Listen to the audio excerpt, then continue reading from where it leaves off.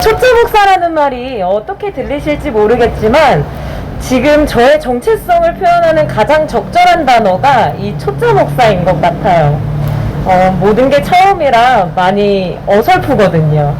그런데 저는 저의 이 처음을 그리고 이 어설픔을 참 좋아합니다. 처음은 당연히 어설플 수밖에 없고 어설퍼서 더 기억에 오래, 그것도 참 좋게 남거든요. 여러분들에게도 어설펐지만 참 좋았던 처음의 기억들이 있으시겠죠? 오늘 저와 여러분들의 이 어설픈 첫 만남이 여러분들에게도 저에게도 좋은 기억으로 오래 남게 되기를 바랍니다. 여러분, 구미호 이야기를 혹시 아시나요? 버전이 다양하다고 들었는데 제가 아는 구미호 이야기는 엄청난 미모와 매력을 가진 여성이 여러 남성들을 홀리고 다니는데 알고 보니 꼬리가 9달린 구미호였다. 그 구미호가 남성들을 홀려서 간을 빼먹는데 그래야 구미호가 사람이 될 수 있기 때문이다 라는 이야기예요. 여러분들이 아는 구미호 이야기와 좀 비슷하신가요? 그런데 제가 이 구미호 이야기를 재해석한 신선한 이야기를 보게 되었어요. 페미니즘으로 다시 쓰는 옛 이야기라는 책 안에 수록되어 있는 이야기인데요. 조이스 박이라는 분이 역사 속의 마녀들의 존재를 들여다보면서 구미호라는 존재를 의심하는 것에서 이 이야기가 시작되었다고 해요. 여러분들도 아시는 것처럼 서구 유럽 사회에서 마녀 사냥이라는 이름으로 수많은 여성들이 제거됐어요. 마녀 사냥을 통해 제거된 여성들을 살펴보면 대부분이 남성들의 효용 가치를 상실한, 즉 생산을 할 수 없는 여성들이거나 권력이나 부를 가지고 있어서 목소리를 낼 수 있는 여성들 또는 지식을 가진 영향력 있는 여성들이었죠. 남성들은 그런 여성들을 제거함으로써 가부장 문화를 더 견고히 세워나갔어요. 그런데 많은 사람들이 그 여성들을 정말 위험한 마녀라고 생각했대요. 그래서 죽이는 것을 함께 지켜보기도 하고 응원하기도 했다고 합니다.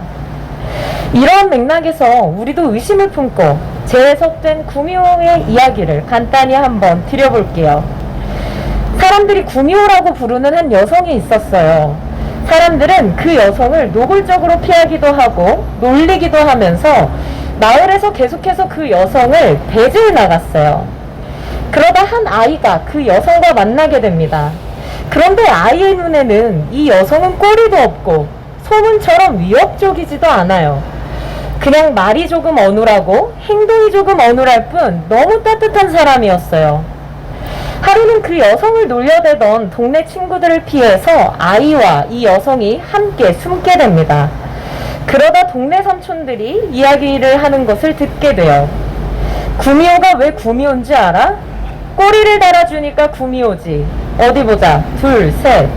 여기 세 놈이 꼬리를 달아주었으니 구미호 꼬리는 세 개인가? 눈치채신 것처럼 이 이야기는 마을 공동체 안에서 남성들에 의해 성폭행을 당하고 있던 지적, 신체적 장애를 가진 어린 여성이 어떻게 구미호로 둔갑되었는지를 보여주는 이야기입니다. 그 안에서 그 여성은 보호받아 마땅한 상황임에도 불구하고 구미호라는 괴물로 둔갑되어서 누군가에는 공포의 대상이 또 누군가에게는 조롱의 대상이 되었습니다. 저는 이 충격적인 이야기를 몇 번이나 곱씹었던 기억이 나요. 그리고 생각했죠. 우리가 알고 있는 어떠한 존재들이 정말 그 존재들이 맞을까? 그런데 오늘 본문에도 그렇게 무엇인가로 둔갑되어 버린 한 여성의 이야기가 나옵니다. 우리가 흔하게는 수가성 여인, 사마리아 여인이라고 불리는 여성이죠. 우리는 이 이야기를 숱하게 들어왔지만 사실 이 여성의 삶을 자세히 알 수 없어요. 그저 성경에 기록된 몇 가지 단서들로 이 여성의 상황을 유추해 볼 뿐입니다. 먼저 그 여성은 사마리아 사람이고 사람들과 마주치지 않아야 하는 시간대를 골라 물을 길러야만 하는 처지에 놓여 있고 그는 과거에 남편이 5이나 있었고 지금 같이 살고 있는 남자는 그의 남편이 아니에요. 그래서일까요? 이 사마리아 여성의 이야기는 교회 내 공공연하게도 성적 욕망이 넘쳤던 여성, 퇴폐적이거나 음탕한 여성으로 둔갑되어 있어요. 이유는 그가 사마리아 사람이었고 남편이 6이나 되었기 때문이에요. 이렇게 두 가지 인종적, 성적 편견은 우리로 하여금 그 여성을 마녀로 둔갑시켰습니다. 그런데 한번 생각해 볼까요? 이 당시 상황 속에서 남편이 6이나 있을 수 있다는 것은 사실 엄청난 권력이나 부를 갖지 않은 이상 여성이 선택하기에는 어려워요. 하지만 이 여성은 왕도 아니었고 물을 직접 기르러 나가야 할 만큼 부자도 아니에요. 그런데 이 여성은 남편이 많았어요. 그렇다면 생각해 볼까요? 그 당시에 여성이 남편을 정할 수 없었다면 어쩌면 이 여성은 남성들의 변심에 의해 버려진 사람일 수도 있고 남편들이 병이나 사고로 죽은 것일 수도 있어요. 아니면 집이 망해서 남편이 도망을 갔다거나 이 여성을 팔아넘겼다거나 아니면은 이 여성이 너무 매력적이어서 남성들끼리 이 여성을 갖기 위해 쟁탈전을 펼쳤을 수도 있겠죠. 하지만 중요한 건 뭐 하나 그 여성이 선택할 수 있는 상황은 아니라는 사실이에요. 그 당시 사회 상황을 조금 더 살펴볼게요. 여성이 혼자, 심지어 남편도 없는 여성이 또는 남편을 잃은 여성이 그 사회를 살아갈 수 있는 구조였을까요? 전혀 그러지 못해요. 남성만이 여성을 보호할 수 있는 사회였어요. 즉, 이 여성은 자신의 생존을 위해서 어쩔 수 없이 남성들과 함께 해야만 했던 선택들을 해야 했던 거예요. 하지만 이 여성은 이렇게 마치 사고처럼 자신에게 주어진 상황들로 인해 우리의 기억 속 음탕한 마녀가 되어버렸습니다. 자신이 원하지도 않았던 상황들이 무려 5번이나 그의 인생에 벌어졌음에도 불구하고 우리는 그 여성의 이런 기구한 인생을 연민하기는커녕 음탕한 여성으로 둔갑시켰고 스스로를 사람들을 피해 다니는 것이 어쩌면 당연한 존재라고 인식하고 있었습니다. 그렇다면 본문의 더 나은 이해를 위해서 본문 앞부분에 이 여성의 삶의 이야기를 조금 덧붙여 볼게요. 한 여성이 있었다. 그 여성은 누가 봐도 참 매력적인 사람이었다. 이야기에 공감할 줄 알았고 사람들을 존중할 줄 아는 사람이었다. 그 여성은 꿈도 많고 하고 싶은 것들도 참 많은 사람이었다. 하지만 사람들은 그 여성을 못마땅해 했다. 그 여성에게는 남편이 5이나 있었고 지금은 다른 남자와 살고 있기 때문이다. 그것이 그 여성의 선택이 아님을 모두가 알고 있었다. 하지만 그럼에도 모든 것은 그녀의 탓이 되어 있었다.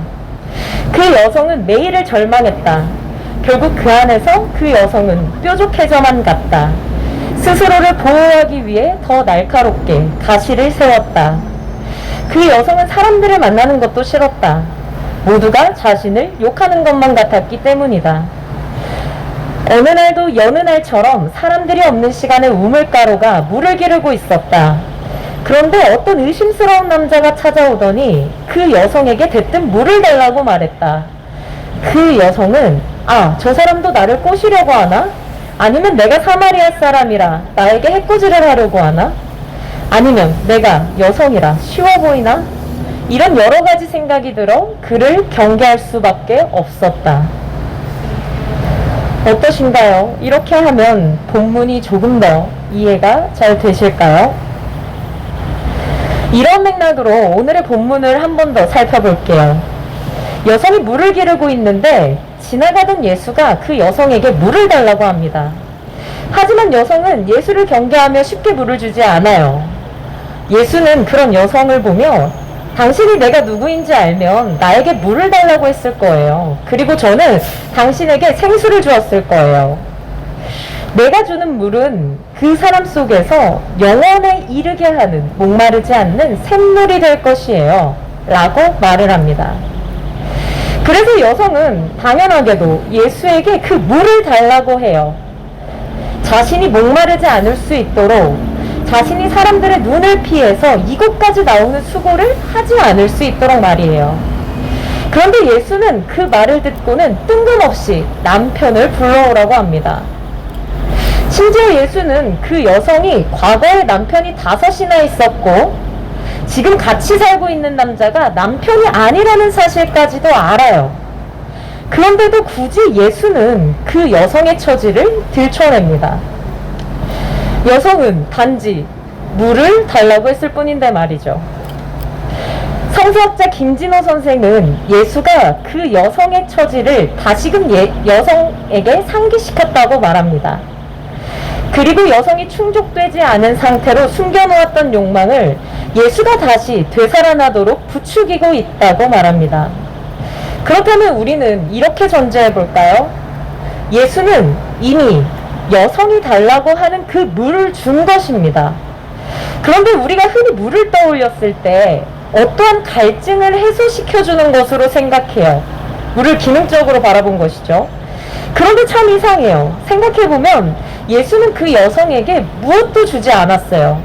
그가 요청했던 물을 준 것도 아니었고 그의 기부한 삶을 전복시켜준 것도 아니었어요. 그 여성은 예수를 만났지만 여전히 음탕한 여자라고 불릴 것이고 사람들을 피해 숨어 다녀야만 할 것이고 생존을 위해 남편이 아닌 다른 남자의 도움을 받아야만 할 거예요. 예수는 이렇게 여성의 갈증이라고 할 만한 상황을 어떠한 것도 무엇도 해소시켜주지 않았어요. 그런데 무엇이 그 여성의 삶을 변하게 했을까요? 우리는 물의 기능이 아닌 물의 모습을 통해 재밌게 상상해 볼 수 있을 것 같습니다. 그 물이 어딘가에 담겨서 멈춰져 있는 물이 아니라 계속해서 흐르고 있거나 거대한 파동을 일으키거나 아니면 회오리가 치는 그런 역동적인 물이라면 어떨까요? 여성은 자신의 처지가 화도 나고 답답하기도 하고 슬프기도 했을 거예요. 하지만 살아야 하니까 모든 부당함과 그 괴로움들을 가슴 깊이 묻어놓고 살았을 것입니다. 그런데 그 안에 예수가 무슨 모양으로든 역동하는 물을 냅다 던진 거예요. 그러자 잔잔했던 그 여성의 마음이 그 물의 역동으로 인해 마구 휘저어져집니다. 그리고 그 순간 여성이 깊이 묻어놓았던 삶의 문제들과 감정들이 마구 드러나지기 시작하는 거예요. 이 맥락으로 볼 때 예수가 주겠다는 그 목마르지 않는 물의 용도는 그 여성의 처지를 해소시켜주거나 전복시켜주는 것이 아니라 그 여성 안에 꽁꽁 감추어 두었던 그의 기구한 처지를 직면하게 하고 생동하도록 부추기는 것이겠죠. 그렇게 그 여성은 이제 각성된 마녀가 되어 살기로 합니다. 멈춰져 있던 자신을 둘러싼 억압구조들 속에서 많은 것들을 포기하며 살았던 그 자기를 넘어서서 새롭게 전복될 세상과 더 큰 희망을 부르짖으며 살기로 합니다. 이제 그 여성은 자신과 같이 내면의 불안정성과 불편함과 불안과 분노를 가진 이들을 마구마구 부추기며 그들의 욕망을 생동시키며 또 모두의 해방을 꿈꾸며 목마르지 않는 물이 되어 살아갈 것입니다. 우리는 모두 저마다의 이유로 마녀가 되어 살고 있습니다. 누군가는 성별로, 누군가는 인종으로, 장애로, 나이로, 가난으로 내가 선택하지 않은 구조들과 모순들은 서로의 차이를 차별하며 마녀를 만들고 그 마녀를 제거하는 방식으로 사회는 또다시 견고해져만 갑니다. 그 안에서 우리는 구미호가 된 여성처럼 목소리를 잃어버린 채 살아가기도 하고 마녀가 된 사마리아 여성처럼 구조와 체제에 우리의 삶을 포기하며 버티듯 살아가기도 합니다.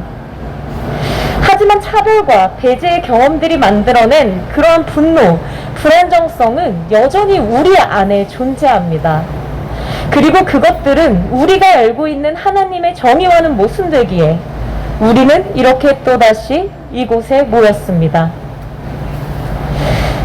예수는 말씀 속 여성에게 그러했듯 지금 이곳에서 저마다의 삶의 이유로 갈증하는 우리에게 다가와 물을 건넵니다. 그 물은 우리 안에 휘몰아쳐 들어와 우리가 경험했던 모든 차별들과 부당함들과 혐오의 기억들을 마구 휘저어 꺼내놓을 것입니다. 그럼 이제 우리도 결정해야겠습니다. 그냥 마녀가 되어 사시겠습니까? 각성된 마녀로 사시겠습니까? 오늘 말씀을 마치며 오늘 본문을 앞선 맥락으로 바꾸어 여러분들에게 전해보고자 합니다. 내가 주는 물을 마시는 사람은 영원히 목마르지 아니할 것이다. 내가 주는 물은 그 사람 속에 꽁꽁 감추어 놓았던 불합리함과 차별과 배제의 기억들을 마구 휘저어 드러낼 것이며 하나님 나라는 그것으로부터 시작될 것이다. 하나님 나라는 이미 시작되었습니다. 잠시 침묵합니다.